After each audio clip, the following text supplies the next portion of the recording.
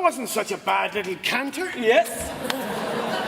But now we'll have to find something else. Let me see. Let me see. Let me see. Let me see. What was I saying? We could go on from there. What were you saying when? At the very beginning. The very beginning of what? This evening. I was saying... I'm not a historian. Say anything at all. What do we do now? Wait for Godot. Ah, yes.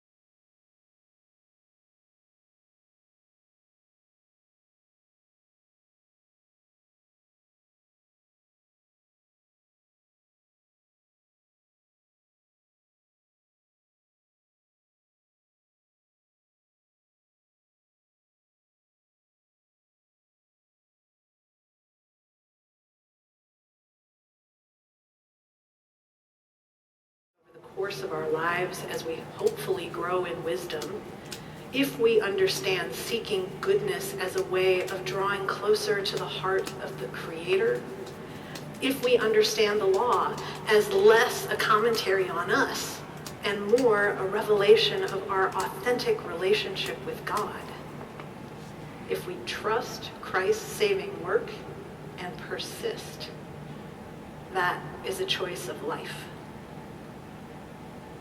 Amen.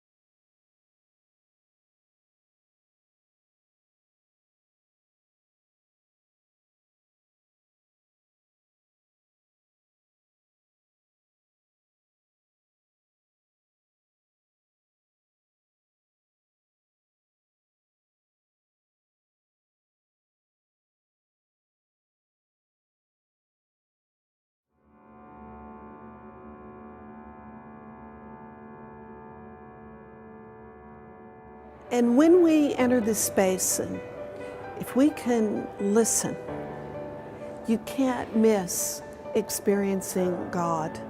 And it is in that transformative experience of God that we take that with us from this place, carrying that light into the world. Now, some buildings we pass through, but some buildings are our teachers. And to hang around this building is to be taught. We build our buildings, and then they build us. A building like this calls forth awe, and I don't think there's faith that is possible without awe. The thing about convening in this space is the fact that it is this space.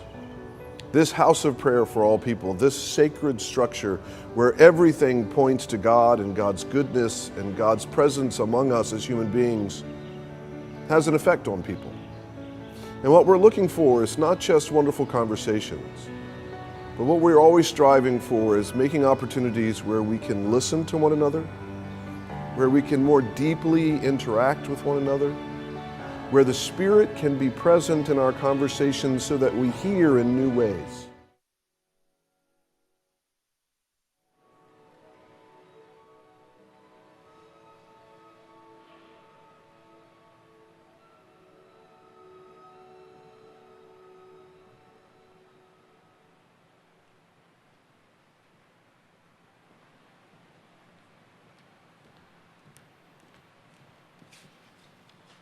Good evening. My name is Randy Hollerith, and I am the Dean of Washington National Cathedral. On behalf of Mary Ann Buddy, the Episcopal Bishop of the Diocese of Washington, and all of us who serve the cathedral, it is a pleasure to welcome you here tonight. This cathedral is a house of prayer for all people, and you are always, always welcome here. As a point of personal privilege, I would love to point out that we are blessed enough to be the stewards of our very own piece of the moon here at the cathedral that is embedded in our space window on the south side of the cathedral, and it is lit up tonight. And as you leave the nave this evening, as you look to your left, you'll have a chance to see it. And we're so glad that you're here with us. 50 years ago, final preparations were underway for an historic manned spaceflight that would change not only what we are capable of as a species, but a flight that changed the very way we see ourselves and our planet. This amazing mission that I would call a pilgrimage revealed not only the dark side of the moon, but it gave us the most powerful images of our small and fragile world, God's precious gift, awash in an unimaginably large universe. I think of it as a holy journey, not only for what it accomplished, but for what it revealed to us about our place in God's grand creation. We are so honored to host tonight's... And God bless all of you on the good earth.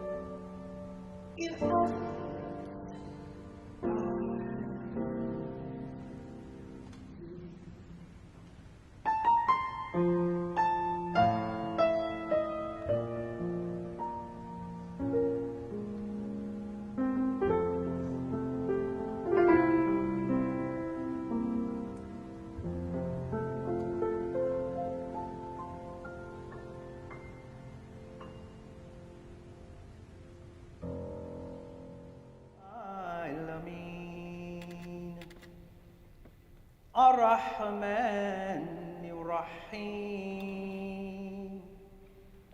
مالك يوم الدين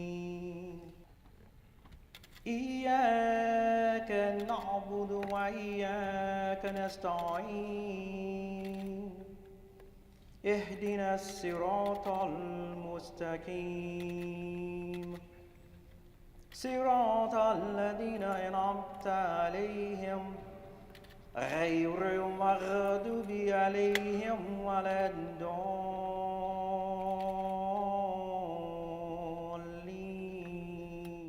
Being in a cathedral forces you to draw on the linguistic heritage of your scriptures, to say things without the inflections of anger and bitterness, but to say things in a reverential way and in a way that is absolutely spiritual. And I think that that's when you know that God is heeding and watching your tongue and your heart.